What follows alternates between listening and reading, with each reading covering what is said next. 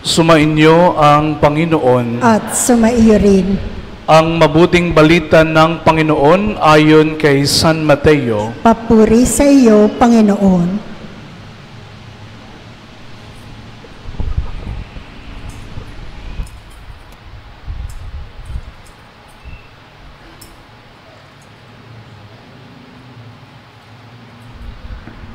Ganito ang pagkapanganak kay Hesukristo. Si Maria na kanyang ina at si Jose ay nakatakdang magpakasal. Ngunit bago sila nakasal, si Maria ay natagpuang nagdadalang tao. Ito'y sa pamamagitan ng Espiritu Santo. Isang taong matuwid, ito si Jose na kanyang magiging asawa, ngunit ayaw niyang mapahiya si Maria. Kaya ipinasya niyang hiwalayan ito ng lihim. Samantalang iniisip ni Jose ito, napakita sa kanya sa panaginip ang isang anghel ng Panginoon. Sabi nito sa kanya, "Jose, anak ni David, huwag kang matakot na tuluyang pakasalan si Maria, sapagkat siya'y naglihi sa pamamagitan ng Espiritu Santo. Manganak siya ng isang lalaki, at ito'y pangalanan niya mong Jesus, sapagkat siya ang magliligtas sa kanyang bayan sa kanilang mga kasalanan." Nangyari ang lahat ng ito upang matupad ang sinabi ng Panginoon sa pamamagitan ng propeta. Maglilihi ang isang dalaga at manganganak ng isang lalaki at tatawagin itong Emmanuel. Ang kahulugay, kasama natin ang Diyos. Ang mabuting balita ng Panginoon. Pinupuri ka namin, Panginoong Hesukristo.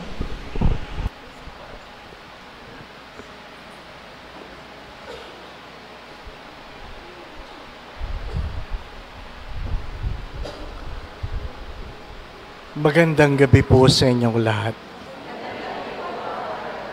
Babati na ako ng maaga. Happy Fiesta.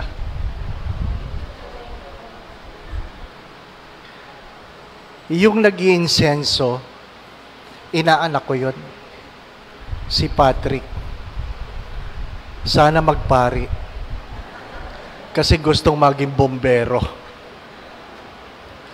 Gustong sumunod sa tapak ng ama.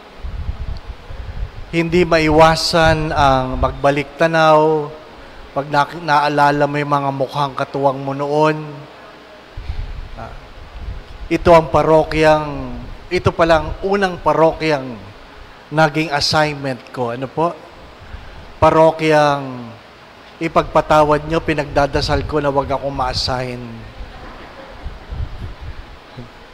Kasi maraming hindi magandang kwento tungkol dito. At nung sinabihan ako na ako'y mailalagay dito, sabi ko, ano kaya ang kasalanan ko at ako'y dito ilalagay? Ano po?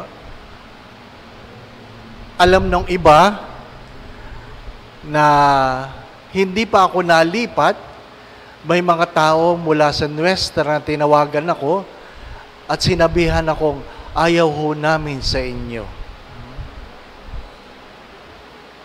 Gusto ko rin sabihin, the feeling is mutual. Pero kailangan kong sundin ang kalooban ng kabunyiang yumaong Jaime Cardinal Sin. Hindi alam ng marami na nandito na ako, 2 beses nag-rally ang ilang tao para ako'y alisin sa parokyang ito. Kaya, may mga bagay na hindi ko talaga makalimutan. Ano po? At palagi ko yung sinasabi, may mga bagay na pwedeng patawarin pero hindi mo kayang limutin, no? Nagturo, nagdulot ng aral. Sorry, kailangan kong bumanggit ng ilang pangalan. Nakita ko si Ate Lisa. Si Ate Mercy kaya, kumusta na? Ano po? Ha? Sino pa? Si Ate Mel, nandyan. Ano po? Ha? Sorry, yung iba, ano po? Hindi ko na maalala ang pangalan, mukha na lang. Nung makita ko, sabi ko, buhay pa pala ito. Ano po? Yan po ang mga taong nagpupuyat, nagbibilang ng koleksyon, kahit wala namang bibilangin, ano po, nasisira ang mga kanilang mga manicure. Bakit? Ang binibilang, puro barya. Ano po? Sira talaga ang manicure pag puro barya ang binibilang ninyo. At hinuhomily ko ito. Ang unang misa ko sa parokyang ito, ang koleksyon ay 1850. 1850. Ano po? Yun ang kahapon. Ano po? Ang mga tumuwang sa akin, nandito pa yung iba. Ano po? Sina Kuya Boy, si Ate Gigi, si Ate Larry. Sino pa yung iba? Ano po? Wala nang iba. Ano po? Patayin na. Patayin na. Na noon, ang likod ng altar ay, ang design ay tiles na maliliit. Ano po? Tiles na maliliit. Na sabi nga ng yumaong, ano pangalan niya, ano? Ano pangalan ng tatay mo, Lisa? Ano? Si Kuya Alvin. Si Kuya Alvin, sabi, Father, pinagawaan namin yung altar para sa pagdating ninyo. Ano po? Talagang punong-puno ng pagmamalaki si Kuya Alvin. Ano po? Na hindi niya alam. Na tuwing magmimisa ako, pakiramdam ko palagi ako maliligo. Ano po? Kasi yung design, design ng altar kasi, yung tiles ng CR, ano po? Sabi ko sa kanya, ikaw naman, Kuya Alvin, hindi mo lang alam. Pakiramdam ko palagi, maliligo ako. Ano po? Maraming kwento ito. Ang yumaong si Nanay Biring, hindi ko makalimutan, na nag-aayos ng bulaklak dito. 4 silang mga mother butler noon. Nadinig ko silang nagsisharing. Sabi nung isa, pag ako'y namatay, sana ako ay magandang bulaklak. Sabi naman nung isa, bakit? Para akong dinedecorate daw ang altar. Sabi ko, wow. Hindi ako pumapasok kasi gusto kong pakinggan ng kwentuhan nila, pang homily. Ano po? Sabi naman nung isa, ay ako gusto ko flower vase. Sabi, bakit naman flower vase? Kasi yung bulaklak pinaltan, yung flower vase hindi. Oh, ang galing, no? Sabi ko, magandang pang homily ito. Sabi niya, ay ako hindi, gusto ko ako yung kandila. Bakit? Kasi pag araw ng Kwaresma, walang bulaklak, pero may kandila. Bakit gusto mo ng kandila? Gusto mo iniilawan si Kristo? Oo nga naman. Sabi nung isa, sabi niya, ay ako gusto ko, ako yung mantel, altar linen. Sabi, bakit? Gusto mong sinasalo si Jesus? Sabi niya, hindi. Ay, bakit gusto mo ikaw ang altar linen? Kasi gusto ko araw-araw akong hinahalikan ni Father. Lumabas ako, sabi ko, tatanda nyo na, yan parang. Mga hindi mo malimot na kwentuhan, ano po, na kung saan, tuwing bumabaha, ako, hindi ko makalimutan yon, ang itim-itim ng tubig, hindi po ba, ano? Dito ako nagkaalipunga, hindi po ba? Pero, ito malaking pero. Ito rin ang parokyang nagturo sa akin kung paano magtiis, magmahal, at manampalataya. Anong meron sa unang pagbasa? Minsan sadyang ang buhay ay may dilim. Huwag kang makakalimot na sa dilim na ito, sa dulo ay may liwanag.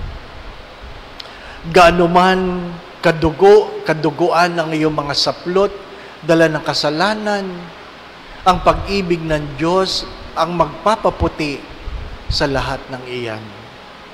Anong meron sa ikalawang pagbasa? Totoo naman, dahil sa isang tao, nagdurusa tayong lahat. Minsan, sabi nga nung iba, bakit naman yan ang pari namin, Father? Bakit ganun ang paring binibigay sa nuestra? Ano po? Sadyang may mga paring hindi nyo nagustuhan, hindi po ba, ano? Hindi ko nasasabihin kung sino, hindi po ba, ano? Pero alam ko yon. Eh, may mga nagsusumbong sa akin eh, hindi pa ba? Ano? Ganun talaga. Minsan yung pari ang dahilan para hindi ka magsimba, hindi pa ba? Ano? Nakakalimutan mo ang mahalaga ang Diyos at hindi yung mga tao na simbahan. Dahil kahit gaano kabuti ang Diyos, sadyang may mga tao sa kanyang paligid na nagkakanulo sa kanya. Ano po ang palagi kong tanong? Ang palagi kong tanong, dahil ba mayroong Judas, iiwanan mo ang Diyos? Magandang tanong yun. Dahil ba may Judas, iiwanan mo ang Diyos? Ang sagot ay, hindi. Hindi. Anong meron sa Ebanghelyo? Ang kwento na kapanganakan ni Jesus. Maganda lang yung pakinggan ngayon. Pero nung nangyayari yan, maging si Jose ay nagdalawang isip. Ngunit, anong maganda sa kanyang mga sinabi? Ayaw niyang mapahiya si Maria. Ano pong ibig kong pagtunan ng pansin sa kapestahang ito ng mahal na ina ng kaligtasan? Na hari nawa,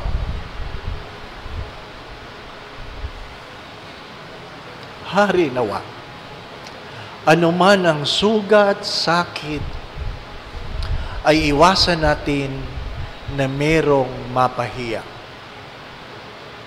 Anuman ang pagkukulang, iwasan nating may mapahiya. Anuman ang pagkakamali, iwasan nating may mapahiya. Sapagkat ang panghihiya ng kapwa ay kahit kailan hindi nagtataas ng ating estado na nagiging kapuri-puri sa Diyos. Lahat nagkakamali. Lahat nagkakaroon ng pagkukulang. Mga minamahal na mga kapatid, hari nawa sa kapestahang ito ng Nuestra Señora de Salvacion, tandaan natin ang pag-iisip at pananaw ni San Jose na iniwasan niya na huwag mapahiya ang mahal na Birhen. Sapagkat kung hinihiya natin ang sino man sa atin, ang napapahiya ay ang Diyos na lumikha sa atin. Sadyang may mga kahapon na hindi kayang limutin. Pero hari nawa, mag-iwan ito na magandang aral sa bawat isa. Nakikiraan lang tayo. Dumating tayong walang dala, aalis tayong walang dadalhin, pero hari nawa, mag-iwan tayo na magandang alaala. Nagkakamali sila, nagkakamali ako. Nagkamali ang mga ilang pari. Kahit gaano kagaling si Father Potpot, pwede siyang magkamali. Pero, kung mas malaki ang pagmamahal, mas madaling tanggapin ang pagkukulang ng sino man. Inuulit ko mga minamahal na mga kapatid, kung alam mo ang kasalanan ng iba, hindi ibig sabihin mas mabuti ka kaysa sa kanya. At kung ipagkukwentuhan mo ang kailang mga kasalanan, mas malaki ang iyong kasalanan. Sapagkat isang malaking kasalanan ang pagiging chismosa. Mga minamahal na mga kapatid, sana po, ang meron tayo ay aral, hindi lamang sugat. Muli po, Happy Fiesta. Pahabol lang po. Alam ko po, mas maganda ang simbahan ng Sacred Heart. Pero ang milagro nasa Nuestra Señora de Salvacion. Ano po? Para lang sa kabataan. Ano po? Tingnan niyo po yung birhen na yan. Birhen. Tingnan mabuti. Ano po? Hindi ho ganyan kagandang damit niya noon. Ano po? Pero yung aking mga unang araw dito sa Nuestra, na wala akong pang-almusal, sa palda niya nakakakuha ng itlog si Domeng. Ano po? Sa palda niya nakakakuha ng itlog si Domeng. Pang-almusal, ano po? Nung tinatanong ko si Domeng sa mo kinuha ng itlog, bigay po ng mahal na biren. Ano po? Mag-aaway kami. Ha? Pero pinakita niya sa akin, sa ilalim ng palda, nakakakuha ng itlog si Domeng. Ano po? Ha? Binantayan ko yan, maghapon. Kung sino maglalagay ng itlog, di ko mahuli. Ano po? Pero bago ako umalis, pinalagyan ko yan ng istante. Pinakulong ko ang mahal na biren. Bakit? Napansin ko, maya-maya may hikaw na ang mahal na biren. May naglagay na ng hikaw. Oho. Ang aking kinatakot, nagmisa ako, may handbag na, may handbag. Ano pa? Pinakulong ko na, baka umalis na eh. Di po ba? Mahirap magmisa na walang mahal na biren, nagalit ang ibang tao. Bakit si Father naman, pinakulong ang biren. Ano po? Iningatan ko, baka mamasyal eh. Ano po? Ha? Dumating ako dito, ang utang ng parokya ay 750,000. Paano mo babayaran yun sa collection mong 1850? Ha? Hindi amin, hindi lupa ng parokya ang kinatitirikan noon. Binili ko pa yon. Squatter ang parokya noon. Isa yun sa iniluha ko, binili ang lupa. Ha? May marami pang away noon. Hindi po ba? Marami pang mura ako natanggap dahil binili ko ang lupa, may natakot. Ano po? Ha? Tapos tinanong ko ang yumang Monsenyor, paano ko mababayaran ng utang? Sabi niya, lumakad ka ng paluhod sa Quiapo. Nilakad ko ng paluhod ang Quiapo. Sa 2 taon at kalahati, nabayaran ko ang utang, nabili ko ang lupa, nag-iwan ako ng 1.2 million. Alam nila yon. Alam nila. Kaya nang tinawagan akong ililipat na ako, 2 taon at kalahati pa lang, magdamag ako umiyak dito. Parang sinasabi ng Diyos, akala ko ayaw mo dito. Oo, pero ang dami ko nang iniluha dito, alisin mo kagad ako. Ano po? Kasi ang paglilipatan sa akin, parokyang may utang din. At least dito bayad na. Ano po? Mga kabataan, narito ang milagro. Narito ang milagro. Ano man ang hirap, ano man ang problema, tumawag ka sa mahal na birin ng Nuestra Señora de Salvacion. Maabot mo ang iyong pangarap. Sumainyo ang Panginoon. At sumaiyo rin. Magsitungo kayo at hingin ang pagpapala ng Diyos. Naway ingatan ka ng Diyos, ilayo ka ng Diyos sa lahat ng uri ng kapahamakan. Patuloy kang pagkaluban ng kalakasan, kalusugan. Kung meron ka mang karamdaman, naway pagkaluban ka ng Diyos ng kagalingan. Tuwangan ka sa iyong mga suliranin, hanguin ka sa kahirapan.